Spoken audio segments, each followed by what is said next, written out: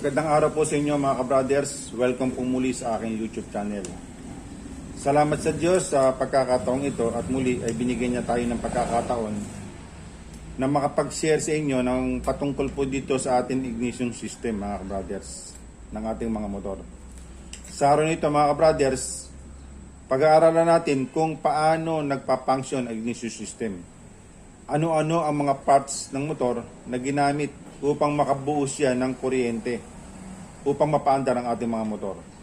Sa video ito mga ka-brothers, malalaman natin kung paano ba nagpa-function ang ignition system ng ating mga motors. Napakahalaga po nito mga ka-brothers para sa ating mga may motor, lalo na po sa panahon ngayon, kahit saan ka pumunta, napakaraming mga motor mga ka-brothers. Iba po yung kahit paano, may idea po kayo kung paano siya nagpapalabas ng kuryente mga ka-brothers. Ngayon po mga ka-brothers, ang pag-aaralan natin ay ang ignition system ng motor na mayroong kick starter. Kasi po mga ka-brothers, iba po ang ignition system ng electric starter kaysa sa kick starter mga ka-brothers. Mayroon po nadagdag doon yung kanyang starter relay mga ka-brothers. Kaya ito mga ka-brothers, ang pag-aaralan natin, yung ignition system yung sa kick mga brothers. Lahat ng motor basta may kick, dito kayo mag-focus mga brothers. Ngayon mga brothers, yan po, gumawa po ako ng ignition system circuit dito po sa whiteboard mga brothers. Ayan, sinulat ko na rin po mga brothers lahat. Ngayon po mga brothers, sundan nyo na lang po ako kung ano po ang mga pagkukulang ko. Siguro po baka makaligtaan. I-comment nyo na lang po sa aking comment section mga brothers. Ngayon mga brothers, simulan na natin. Ngayon po, ang ignition system mga brothers, ito po, ang ignition system, yan po mga brothers, binubuo po siya ng 10 parts ng motor. Ito mga 10 parts ng motor. Yung 10 parts na yan po ang kailangan para po ang ignition system mga brothers ng ating mga motor ay mag-function mga brothers. Yan, para makapagpalabas siya ng kuryente. Kailangan po yung 10 yan mga brothers. Ano-ano po yan mga brothers? Una po mga brothers, ito, ignition system number 1. Ito po yun. Ang number 2 niya, pulser, timing coil. Minsan po tinatawag siyang crankshaft sensor. Ito po yung mga brothers, yung pong sa may magneto. Number 3, CDI. Ito po yun. Yung CDI niya, mga brothers. Number 4, spark plug. Ito po, spark plug. Number 5, ignition coil. Ito po. Number 6, battery. Ayan, 12 volts po ang battery. Number 7, main fuse. Ito po, main fuse. Number 7. Ngayon, kailangan po, mga brothers, ang main fuse nyo, 10 amperes siya mga brothers. Huwag niyo pong tataasan sa 10. Huwag niyo gagawin 20, 30. Kasi po, pagka tinasan niyo po ito, pagka oras na nagkaroon ng trouble, hindi siya pumuputok. Kinakaya niya yung shorted. Kaya, masisira po yung inyong electronic parts mga brothers. Kaya hanggat maaari, ang lalagay niyo po sa kanya, 10 amperes. Yung pong main fuse. Ika-8 po, regulator. Ito po, 8, regulator. Ito po yung nag-charge. Ito po yung katulong sa pag-charge sa battery. Ngayon, ika-9, alternator. Ito po, alternator. Yung pong magneto, yung stator, yun, magkasama na po ron. Yung stator, tsaka yung magneto. Yun po yung alternator, mga brothers. Ika-10, engine ground, mga brothers. Ito, mapapansin nyo ito, ganito. Ito po ang symbols ng ground. Ayan. Yan, kung mapapansin nyo, may mga ganyan po, mga brothers. Yan po ang engine ground. Ngayon po, mga brothers, ang engine ground po, dalawang klase po ang connection niyan.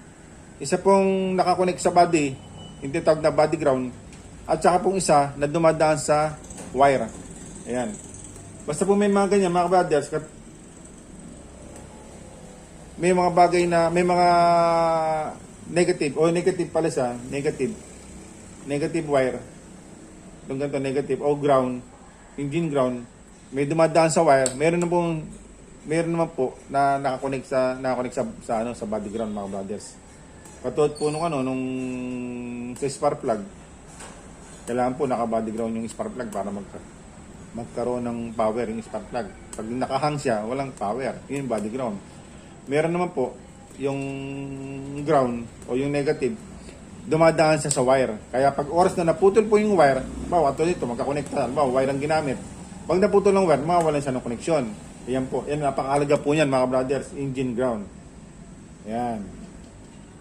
Ayan po ang ignition system na ginamit ng mga parts. Ngayon po mga brothers, pag magpapaandar po tayo ng motor, ang una po natin gagawin mga brothers, siyempre po una, bubuksan natin yung kanyang ignition switch. Ito po yung ignition switch niya mga brothers. Number 1. Pag in-on nyo yan mga brothers, siyempre testingin nyo na yung motor. I-on nyo ngayon yung number 1 ignition switch. Tatandaan nyo po, yung isang connection niya mga brothers, ito, nakadirekta na po siya sa battery, sa positive. Ayan. Ayan o, mga brothers. Ngayon, bago siya makarating ng battery, mga brothers, dumaan siya sa fuse. Ayan. Ngayon po, bukod sa battery, itong sa battery, paglabas niya ng positive, diretso siya sa number 8. Itong regulator, diretso siya. Kailangan dumiretso siya kasi Diyan din siya kumukuha para makargahan siya. Ngayon, doon po nag-tap ang number 1, yung ignition switch. Sa pagitan ng regulator at saka ng battery, ito yung connection niya. Diretso. Ngayon, pag on nyo po ng number 1, yung ignition switch, lalabas ngayon yung power. Ito. Diretso siya sa number 3, yung CDI. E di may power na po yung CDI. Ngayon, ang CDI, para makapagpalabas siya ng kuryente papunta sa number 5, yung ignition coil, kailangan po yung isang wire ng CDI naka-ground, mga brothers. Dalawang klaseng ground niya, yung pwedeng wire o kaya naka-body ground. Pero sa CDI po, wire po ang ginamit na ground dyan, mga brothers, o yung negative. Ngayon, edi dalawa na lang po ang kulang, itong dalawang to. Ito kasing isa, ito, nakakonect sa ignition. Itong dalawang ito po ang connection ng number 2, yung kanyang pulser, mga brothers. Para po magkaroon siya ng makapagpalabas siya ng kuryente, mangangailangan siya ng kuryente ng resistance na manggagaling sa number 2, yung pulser. Ang kailangan niyang resistance yan mga brothers, kung di ako nagkakamali, nasa 190 hanggang 290 mga brothers. Ang kailangan niya rito. Ngayon, kailangan po, pag naglabas siya, matatapat siya dito sa pinakabukol ng kanyang magneto. Yun po kasing magneto, o yung alternator, may maliit siyang magkakatapat yung pares, yung magnet niya dito. Maglalabas siya ng resistance, 190 hanggang 290 ohms mga brothers. Papasok sa CDI, yun ang magti-trigger sa kanya para makapalabas siya ng kuryente sa number 5. Ngayon, pagdating mo sa number 5, mga brothers, itong ignition coil, palalakasin niya ngayon. Ibabato niya ngayon sa number 4. Ito pong spark plug. Pag naibato niya sa spark plug, mga brothers, yun po yung puputok sa loob ng inyong cylinder head. Ay, mga brothers, sa combustion chamber, mga brothers, diyan po puputok sa loob. Kaya yun po ang function niyan, mga brothers. Ayan. Ngayon, mga brothers, ito po, alam ito, umiikot itong itong alternator nyo, pagpadyak nyo, kick, umiikot na siya. Siyempre po, pag umikot pag tinadyakan nyo po, yung kanyang alternator, yung kanyang magneto, pagka umikot siya ng 5 beses, 3 hanggang 5 kung di ako nagkakamali, iikot siya para makapag-produce siya ng power dito. Ito, dalawang wire, itong wire na to, itong manggagaling sa magneto, papunta dito sa number 8, itong regulator, ito po. Tsaka itong dalawa. Yung dalawang yan, mga brothers, yan po yung, itong isa, itong malapit sa sa main ng battery at saka sa regulator, yung pagitan niya, malapit doon. Yun po yung sa charging niya. Kaya pag ikot nito ng magneto, magpuproduce siya ng power. Ito po sa half wave type to. Tingnan niyo pa, nasa kalahati lang siya. Half wave type yan eh. Half wave na na charging, mga brothers. Pagdating dito, magpapalabas siya ng power, papasok sa battery. Yun ang mag-i-stack ngayon sa battery. Pag nag-stack sa battery, yun ang kukunin ng ignition coil. Pag umikot po tong alternator nyo. Ito naman pong isa, mga brothers, sa ilaw po yan. Diyan nakakoneksyon ng ilaw. May power din po lumalabas dyan. Pag umikot itong magneto nyo, mga brothers. Ayan, mga brothers. Yan po ang ignition system kung paano siya mag-function, mga brothers. Ngayon, mga brothers, sana po may natutunan kayo dito sa aking maikling video, mga brothers. Ngayon po, halimbawa, magbigay tayo ng isang example, nagkaroon ng troubleshooting, ayaw umandar ng motor. Chichikin nyo ngayon yan, isa-isa. Halimbawa, na ayaw umandar ng motor, magsimula kayo dito sa battery, paakyat. Una, tingnan nyo fuse. Pag okay ang fuse, akit kayo dito. Diretso rito. Dadaan sa ignition. Ignition switch. Lalabas. Kailangan may power.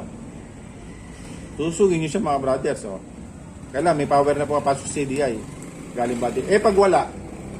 Halimbawa, walang power. Tinig nyo rito. Checking nyo ito, walang power. Di battery problema kung walang power ang battery. Kailangan may power ng battery. Halimbawa, walang power. Bago kayo magpag ng battery, mga brothers, checking nyo muna itong regulator kung may lumalabas na power dito. Kasi ito nga po, pag umikot ito, lalabas niya ng power, papasok sa regulator. Lalabas niya hindi ito. Checking nyo siya kung may power na lumalabas. Pag wala, sira ito. Pag meron, pero ayaw naman kunin ito, sira ito. Ayan, mga brothers. Marami pong dyan, mga brothers, katanungan ngayon. Kaso po, haba pa po ang ating video ngayon. Kung meron po ang katanungan, mga brothers, ilagay nyo na lang po sa comment section, mga brothers, at sasagutin po natin yan. Maraming po salamat, mga brothers. Sana po may natutunan po kayo sa video nito, mga brothers. Sige po, hanggang sa muli. Mabuhay po kayo, mga brothers.